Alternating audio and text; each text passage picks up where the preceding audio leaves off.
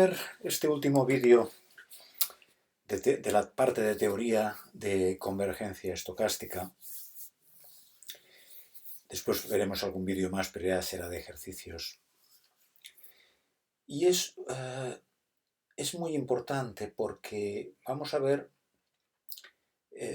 como os decía al final del vídeo anterior, dos resultados trascendentales en teoría de la probabilidad, yo diría en matemáticas también y evidentemente en estadística, que es lo que llama la ley de los grandes números y el teorema central del límite. Mirad, en primer lugar, una reflexión general. Las demostraciones son complejas y voy a pasar muy por encima.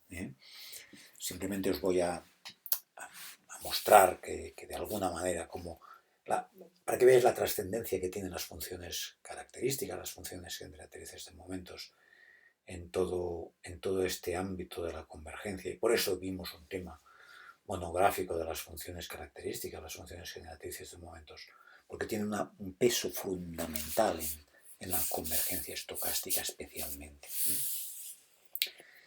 Mirad, podemos decir que hay dos tipos de estadísticos fundamentalmente, fundamentales, dos tipos de estadísticos. Los que como sucesión de variables aleatorias convergen a un número,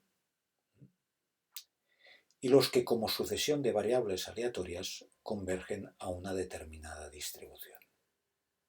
Esto es fundamental. Pensad que en estadística muchas veces nos interesará pronosticar un número poblacional a partir de una muestra. Yo querré pronosticar pues cuánta gente tiene diabetes en España, por ejemplo. Esto es pronóstico de un número. A veces yo querré pronosticar cuál es la media de la hemoglobina de los pacientes que tienen una determinada patología. La hemoglobina media de este tipo de pacientes, yo que sé, en toda España, en toda Europa, es un número. Desconocido, pero un número. Por lo tanto, a veces me interesará pronosticar un número poblacional e incluso a veces me interesará lo que decimos pronosticar este número no a través de una estimación puntual, como sería dar un número, un pronóstico. Es decir, por ejemplo, en España hay un 10% de diabéticos. Esto es una estimación puntual, dar un número. No es muy habitual la estimación puntual. Normalmente la estimación se hace por intervalos de confianza, a través de intervalos de confianza, mucho más fino. Porque una estimación puntual es un número que das y no va asociado de una calidad, de una medida de calidad. En cambio, un intervalo de confianza va asociado de una medida de calidad. Porque si este intervalo es muy estrecho o es muy amplio, de alguna manera te está diciendo de forma indirecta el tamaño de muestra con el que has trabajado en la muestra. Y esto es muy importante, muy trascendente. Pero, por lo tanto, en realidad la estimación, aunque decimos que hay una estimación puntual, pronosticar un número mediante un número. El pronóstico habitual es a través de lo que llamamos intervalos de confianza, que es pronosticar un número poblacional desconocido a partir de un intervalo de valores, donde con mucha confianza tendrás dentro de este intervalo el verdadero valor que buscas. Bien, pero estas dos formas de estimar, de hecho, están en paralelo, como ya veremos. Pero en definitiva, fijaos que en la posición 1 lo que tenemos es un estadístico cuya distribución empieza con mucha dispersión, muy impreciso, y cuando aumento el tamaño de muestra, este estadístico se va haciendo de distribución cada vez más estrecha. Y en el límite, esto es importantísimo, en el límite es una degenerada. Y además una degenerada que apunta al valor que buscas poblacional. Al valor que buscas poblacional.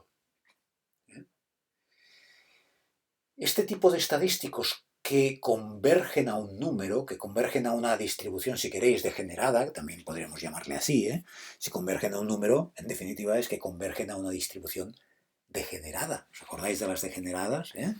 Que toda la probabilidad está en un valor, ¿de acuerdo? Pues este tipo de estadísticos son muy importantes, porque en la medida que yo me voy acercando voy a poder fiarme del valor que yo calcule. Por ejemplo, imaginaos, si yo tengo el estadístico en esta situación, la distribución del estadístico es esta, el estadístico como variable aleatoria, no nos olvidemos, como variable aleatoria. Yo después el estadístico tendré una muestra y le calcularé un número, y de este número me voy a fiar. Me voy a fiar de que estaré cerca, si es un estadístico de este tipo, que va convergiendo a el valor que busco poblacional, yo el valor que pronostique, el valor que yo calcule a mi muestra concreta de este estadístico que converge al valor poblacional que busco, sé que su comportamiento converge allá. Hombre, por ejemplo, si estoy en esta situación de aquí ya, una distribución muy estrecha en torno al valor que busco, cuando yo tenga un valor concreto, una realización concreta en mi muestra, tendré un valor aquí, aquí, presumiblemente muy cerca del valor que busco. Y si construyo un intervalo de confianza, no es lo mismo si estoy aquí y digo, bueno, pues desde aquí hasta aquí tengo un 95% posibilidades de acertar, ¿no? ¿De acuerdo? No es lo mismo que si el intervalo lo construyo desde aquí hasta aquí, porque la distribución es esta, porque ya tengo un tamaño de muestra muy grande, porque es un estadístico que paulatinamente, en la medida que va aumentando el tamaño de muestra, converge a este número. ¿De acuerdo? Este es un tipo de situación importantísima. Y por lo tanto, estadísticos, sucesiones de variables aleatorias en general, pero estadísticos para nosotros, que son el tipo de sucesión de variables aleatorias que vamos a manejar especialmente, que convergen a un número. Si este número es el número que queremos estimar mediante este estadístico, que queremos pronosticar mediante estadístico, este tipo de estadísticos son muy valiosos. Son muy valiosos. Habrá otro tipo de estadísticos cuya sucesión de variables aleatorias convergen a una determinada distribución. Imaginaos que yo tengo primero esto, una variable que es así, un estadístico, que cuando el tamaño de muestra es muy pequeño tiene una distribución así, cuando aumento el tamaño de muestra adquiere esta forma, esta otra, y así sucesivamente hasta que al final, cuando el tamaño de muestra tiende a infinito, va adquiriendo poco a poco forma de campana de Gauss, o de G cuadrado, o de T de Student, o de F de Fisher. ¿Os acordáis de aquellas distribuciones derivadas de la normal, no? ¿De acuerdo? U otra distribución, converge a otra distribución conocida, que yo puedo calcularle probabilidades, etc. Fijaos que esto tendrá un valor muy importante, porque este tipo de estadístico al que converge de función a la que converge esta sucesión de estadísticos, cuando n tiende a infinito, cuando el tamaño de muestra tiende a infinito, va a ser muy importante porque me va a permitir saber cómo es lo que yo debo ver. Y esto me va a permitir una cosa muy importante, que es tomar decisiones mediante lo que llamamos contrastes de hipótesis. Porque si hay una zona de este estadístico, por ejemplo las colas, ya veréis qué pasará, donde es más razonable pensar una cierta hipótesis y en el centro una cierta hipótesis distinta, pues es muy importante, porque si estoy cerca de la zona central voy a decidir una cosa, y si estoy en las colas voy a decidir otra. Si el estadístico es un estadístico que tiene una zona donde, digamos, es zona de influencia de una hipótesis, y en la otra, el lado contrario, es la zona de influencia de otra hipótesis contraria a la anterior, yo voy a poder decidir. Y ya veréis que en estadística el contraste de hipótesis, la decisión entre dos hipótesis va a ser nuclear. Vamos a tener que tomar decisiones sobre una hipótesis u otra, vamos a tenernos que decantar por una hipótesis u otra en base a la distribución de un determinado estadístico en unas determinadas condiciones. Por lo tanto, aquí va a ser muy importante si es que la sucesión de estadísticos, la sucesión de variables aleatorias, en nuestro caso estadísticos, porque son los que vamos a manejar no solo preferentemente, sino únicamente en estadística, si convergen a una determinada distribución, sea una una distribución normal, sea una G cuadrado, sea una T-student, una F de Fisher, va a ser crucial, importantísimo. ¿De acuerdo? Bien, la ley de los grandes números.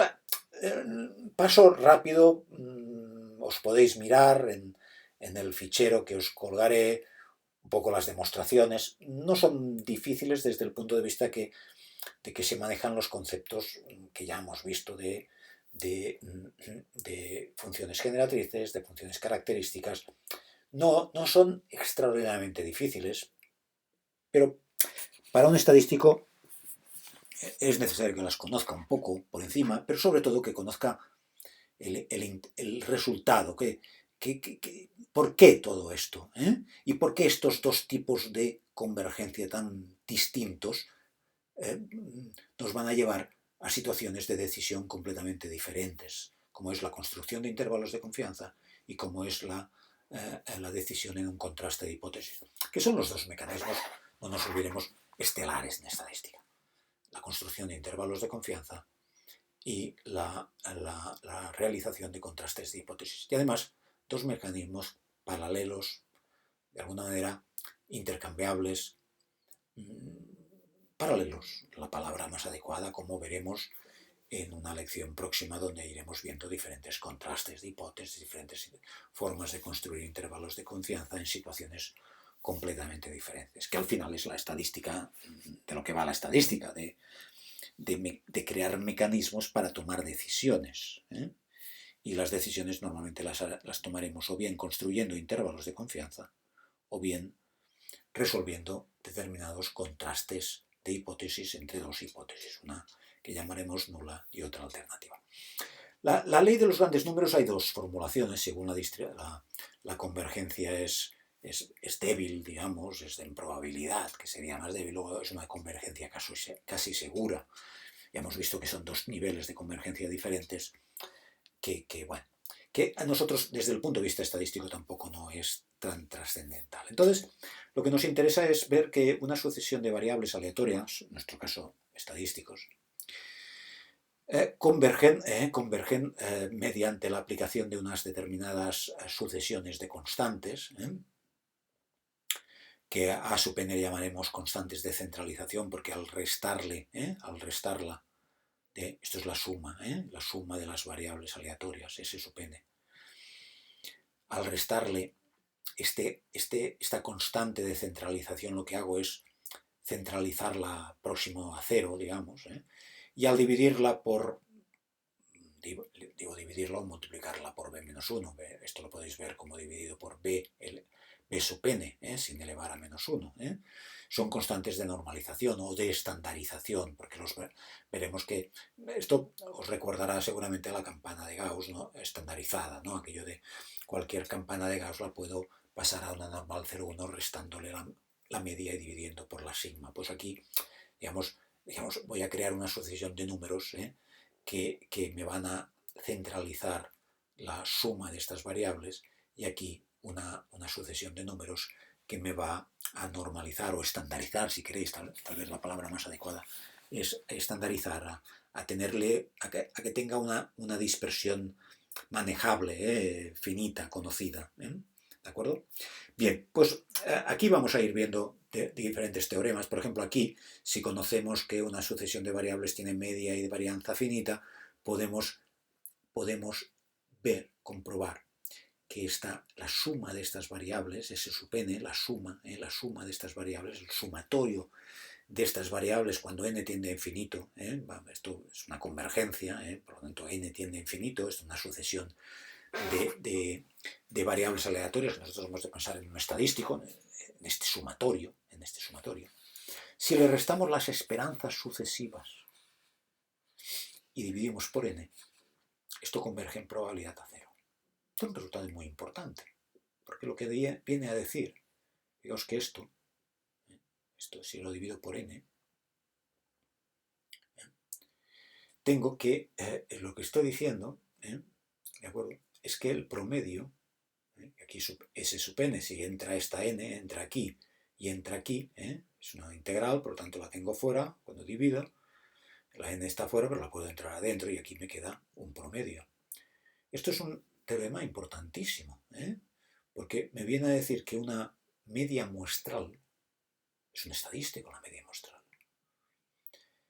Cuando n tiende a infinito, tiende en probabilidad a la esperanza, o lo que es lo mismo, la media menos la esperanza de la media tiende a 0 en probabilidad.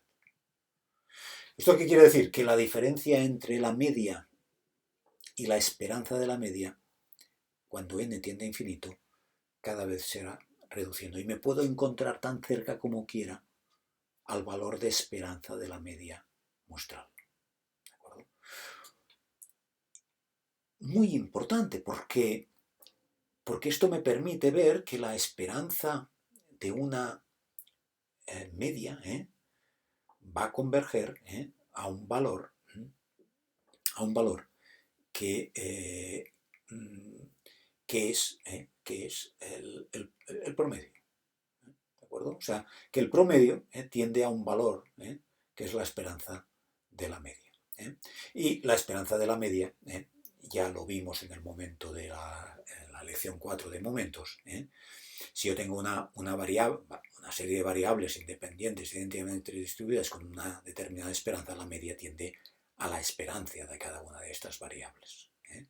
Por lo tanto, esto es un resultado muy importante, que la media muestral converge a la media poblacional. Un resultado tan, si queréis, parece tan obvio, ¿no? Que la media muestral converge, se aproxima a la media poblacional. Pues esto lo demostramos aquí con este teorema, como esta ley de los grandes números. Quiere decir que al aumentar el tamaño de muestra, la media muestral que yo vaya calculando cada vez se aproxima más a la media poblacional. Lo que quiere decir que la media muestral tiene un comportamiento de este tipo. Y esto es lo importante.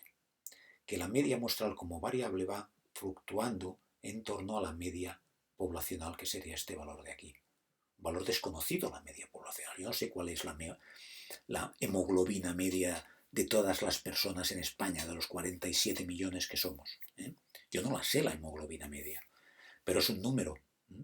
Yo lo que sé es que la media muestral de muestras tomadas en una población española, la media muestral de las hemoglobinas, como variable que es, porque yo voy a tener muestras diferentes, pues, potencialmente, se va aproximando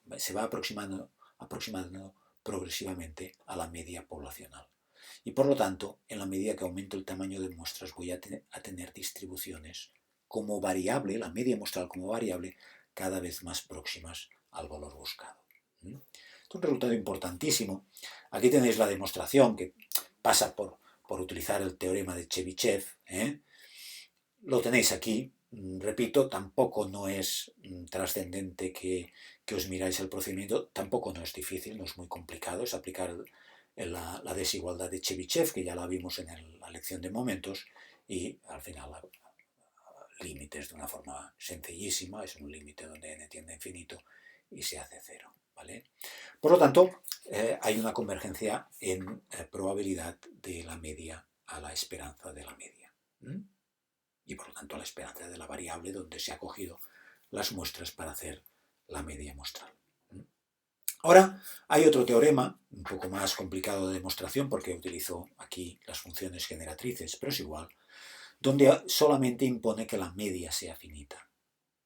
Puede ser la varianza infinita, pero si la media es finita, también podemos demostrar que la media converge a la esperanza de la media en probabilidad.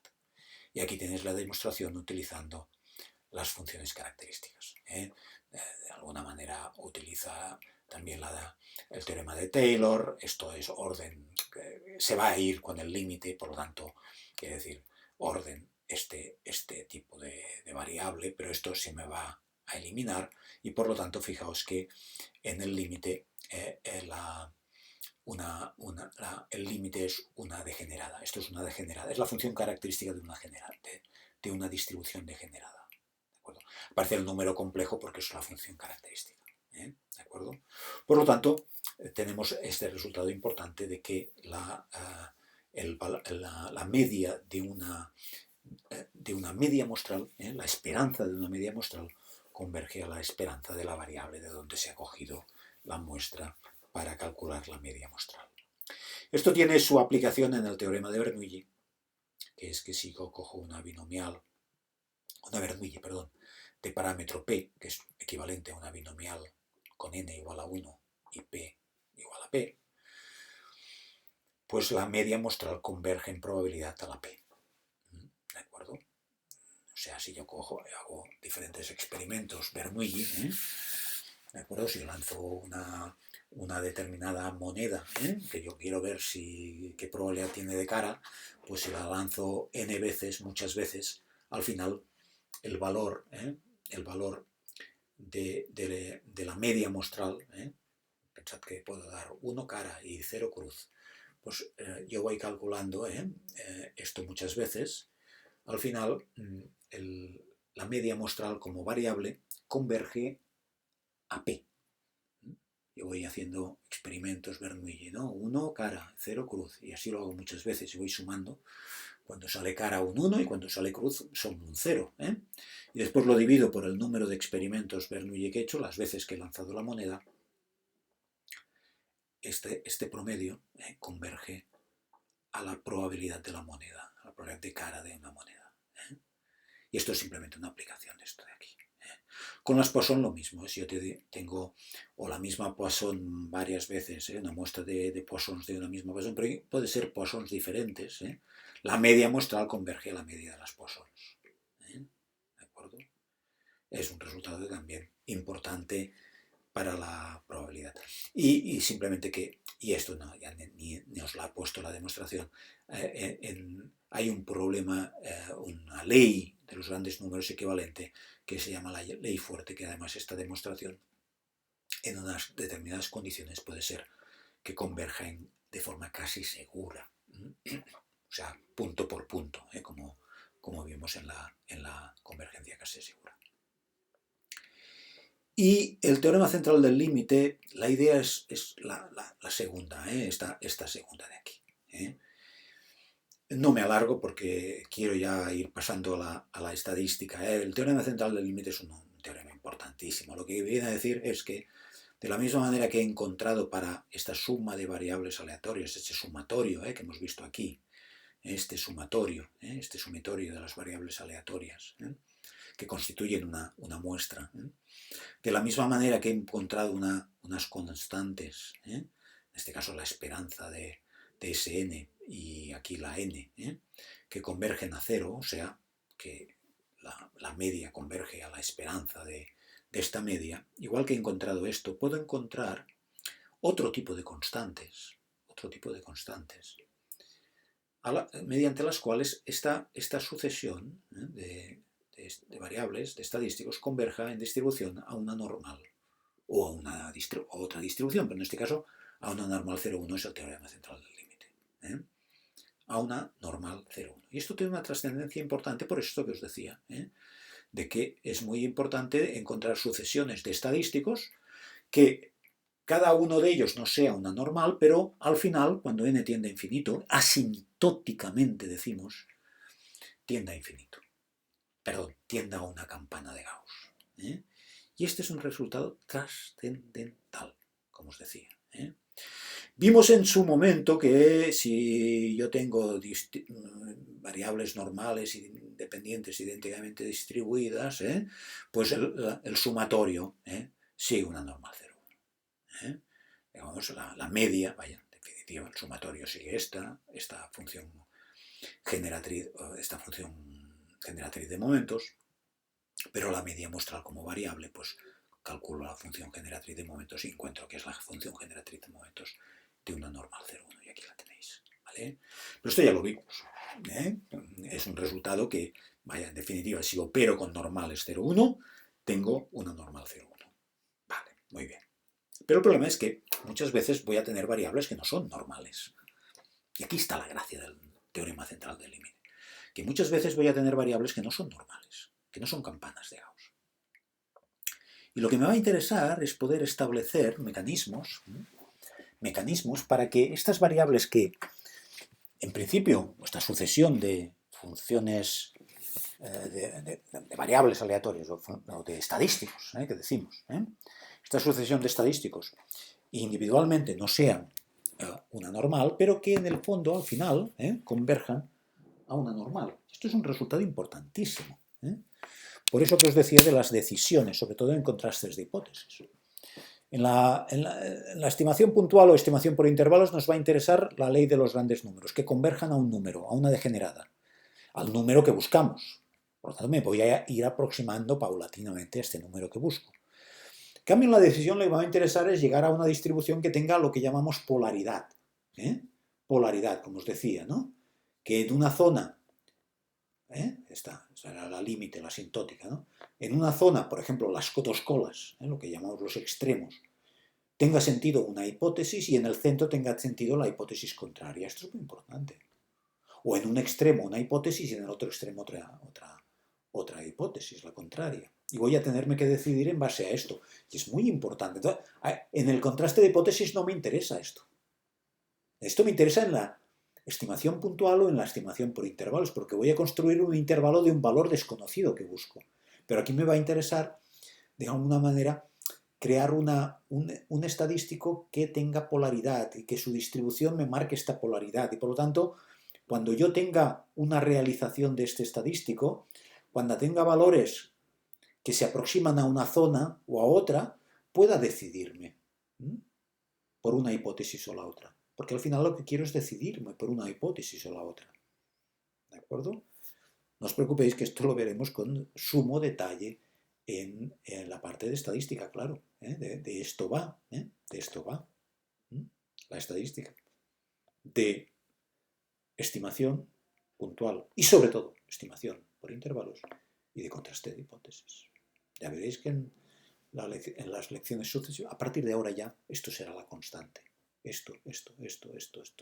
Y detrás tenemos estos resultados que los estamos viendo en teoría de la probabilidad, pero que son,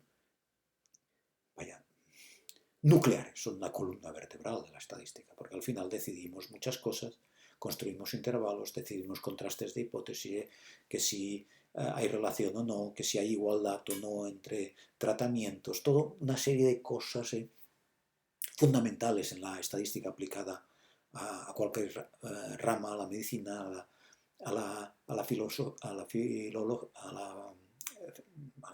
lingüística, a la psicología, a la economía. Se toman decisiones mediante contrastes de hipótesis y en base a esto, a estas ideas que están aquí. Muy importante. Este esquema lo voy a repetir en las próximas lecciones continuamente. Bien, pues el teorema central del límite, como os decía, es la búsqueda de unas A sub n y unas B sub n que hagan que este límite vaya a una determinada distribución. Y tenemos diferentes teoremas para ello. Entonces, fijaos, hay un teorema que son teoremas de centrales del límite, son diferentes teoremas de centrales que caen dentro de esta familia de teoremas de centrales del límite. Es un mundo complejísimo, el de la teorema central del límite. Pero quiero que os quedéis con la idea siguiente.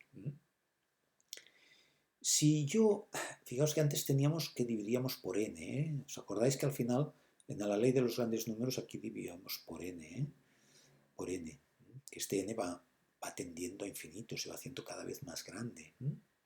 Esto se va haciendo cada vez más grande y por lo tanto, lógicamente, esto que de alguna manera tiende a ser pequeño, porque claro, si ese n, la suma de las variables, le estoy calculando su promedio, pues lo lógico es que esto se haga pequeño o relativamente pequeño, próximo a cero.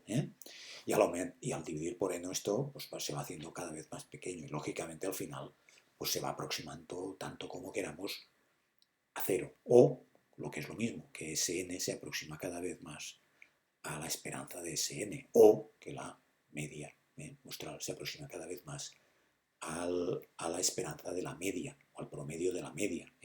Pero es que el promedio de la media es, si son variables, en el caso de una muestra que son variables independientes idénticamente distribuidas, son, cada una de ellas tiene esperanza la variable original de donde se ha cogido la muestra.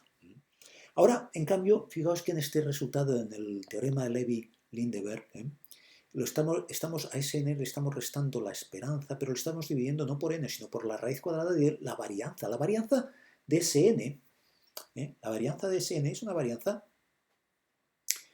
que, bueno, sí, va a ir cambiando a lo largo de n, pero de hecho, al aumentar el tamaño de muestra, no tiene que cambiar mucho, no tiene que cambiar mucho. ¿De acuerdo? Por lo tanto, esto es un valor que va estabilizándose, va estabilizándose. Bueno, pues fijaos que bueno, esto va aumentando, pero quiero decir que va estabilizando, aunque vaya creciendo, va creciendo a un ritmo no tan desmesurado como la n que teníamos antes, que estaba aquí abajo. Entonces, fijaos que esto no va a tender a un número, sino que va a tender a una distribución. O sea, va a ir cogiendo forma de campana de Gauss.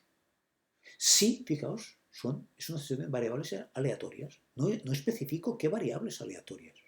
Si son normales, será normal. Ya lo hemos visto aquí, en este resultado de aquí. Si las variables x sub 1, x sub 2, x sub n son normales, 0, 1, la media es normal, 0, 1. Esto sea n5 o sea n10. Pero aquí lo que me va a interesar es, ¿qué pasa si las variables no son normales? Sino simplemente son independientes idénticamente distribuidas. Estoy cogiendo una variable distinta a una normal, una variable que puede ser una exponencial, que puede ser una Poisson, pero todas independientes, todas ellas independientes e idénticamente, la misma distribución. Y eso sí, con media y varianzas finitas. O sea, no infinitas, como la Cauchy, por ejemplo. Bueno, pues el teorema de Levi-Leiber demuestra que en estas condiciones esto converge en distribución a una normal 0,1. Y aquí tenéis la aplicación. Aquí tenemos la esperanza que sería mu, la varianza que sería sigma cuadrado. Voy definiendo cosas. Aquí aplico la función característica. Me encuentro que tiene esta estructura. ¿De acuerdo? Aquí ahora aplico una estandarización. Y bueno, no entro en detalles, pero fijaos que lo que me interesa es que aplicando la función generatriz de momentos me doy cuenta que esta Zn, que consiste en restarle la esperanza, porque he calculado cuál es la esperanza, ¿de acuerdo? La esperanza de Sn es n por mu, porque la esperanza de cada una es mu, por tanto, si sumo Sn es la suma de estas variables, independientes e idénticamente distribuidas, la esperanza es nu, y la varianza, o la desviación estándar mejor, es sigma, la raíz cuadrada de sigma cuadrado por raíz de n. Bueno, pues esta expresión de aquí, que ahora la pongo en forma de sumatorio, si ahora yo aplico la función característica a esta variable aleatoria z, z sub n, me doy cuenta que en el límite, cuando n tiende a infinito, ¿de acuerdo? Cuando el tamaño de muestra tiende a infinito, converge a una normal 0,1. ¿De acuerdo? Esto es una función característica. Estoy trabajando con funciones características. Os la podéis mirar con el detalle que queráis, pero a mí lo que me interesa es que os dais cuenta cómo, utilizando las funciones generatrices de momentos y las funciones características, acabamos de demostrar un resultado importantísimo, y es que si yo tengo una sucesión de variables aleatorias, independientes, idénticamente distribuidas, sin especificar qué distribución tienen, con la única condición es que la media y la varianza sean finitas, esto converge en distribución a una normal 0,1. Esto tiene una trascendencia brutal en probabilidades y en estadística. Esto da lugar a diferentes resultados. Por ejemplo, si son Bernoullis, pues si yo sumo n Bernoullis de parámetro p y le resto n por p, que es su esperanza, y divido por raíz cuadrada de npq, sumar n Bernoullis es una binomial. Por tanto, si yo tengo Bernoullis y hago la suma, estoy teniendo una binomial. La esperanza es np, raíz cuadrada de npq, que es la raíz cuadrada de la varianza o la desviación estándar, cuando n tiende a infinito converge a una normal 0,1. Pero esto es lo mismo con una g cuadrado. Si yo cojo g cuadrados de parámetro 1, pues esto converge a una normal 0,1. Si yo cojo Poissones y resto la suma por su esperanza y su desviación estándar converge a una normal 0,1. Y ya el colmo, y acabo, el teorema de Lindeberg ya lo hace para situaciones más generales. ¿De acuerdo? Este no nos interesa tanto, pero sí que lo vamos a utilizar en su momento para entender por qué se da tanta normalidad en la naturaleza.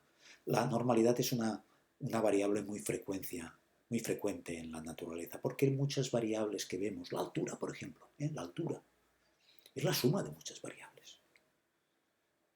Es la operación de muchas variables, no independientes idénticamente distribuidas. La altura de una persona es la suma de muchas cosas, de muchos genes, de mucha historia, de mucho crecimiento, de mucha alimentación, patologías, etc.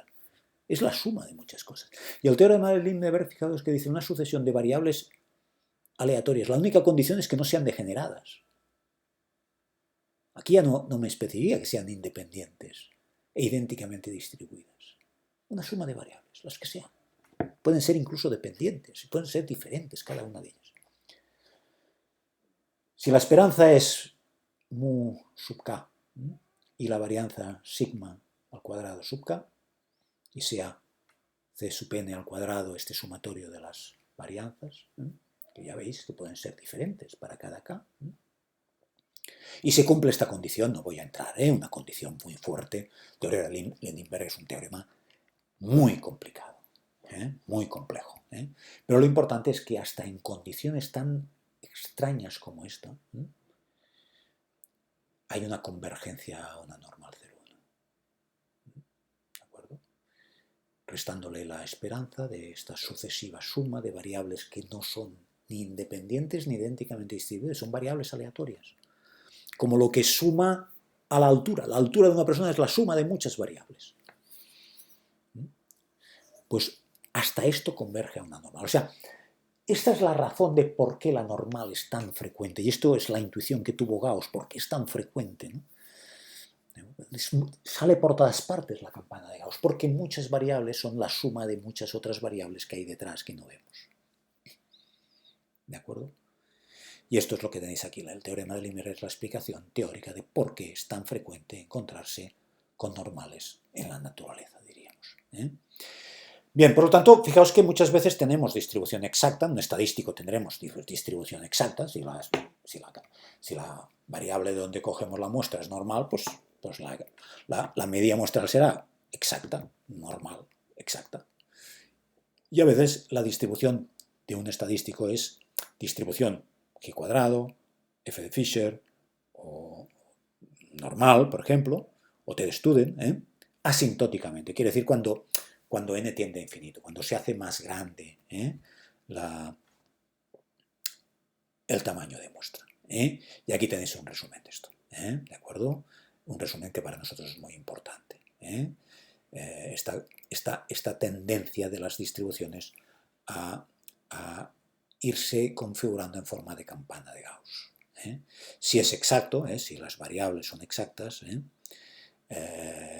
sea, si la muestra se coge de una variable claramente campana de Gauss, una variable que cumple la campana de Gauss perfectamente y coge una muestra de allí, evidentemente esto será una normal siempre, valga lo que valga n. En cambio, si la distribución de partida, las x sub i, son una f cualquiera, dentro de unas condiciones, que tenga esperanza, que tenga varianza, finitas, como hemos dicho, pues este mismo resultado, esta misma operación, también converge a una, pero ya aproximadamente. Y esto cuanto más grande es n, y aquí tendremos un problema, ¿de acuerdo? Esta n se parecerá, aquí se distribuye, sea la que sea n, aquí cuando n tiende a infinito. Por eso tenemos unas situaciones de distribución exacta, aquí sería una distribución exacta, sea el valor que sea de n, y aquí una distribución asintótica.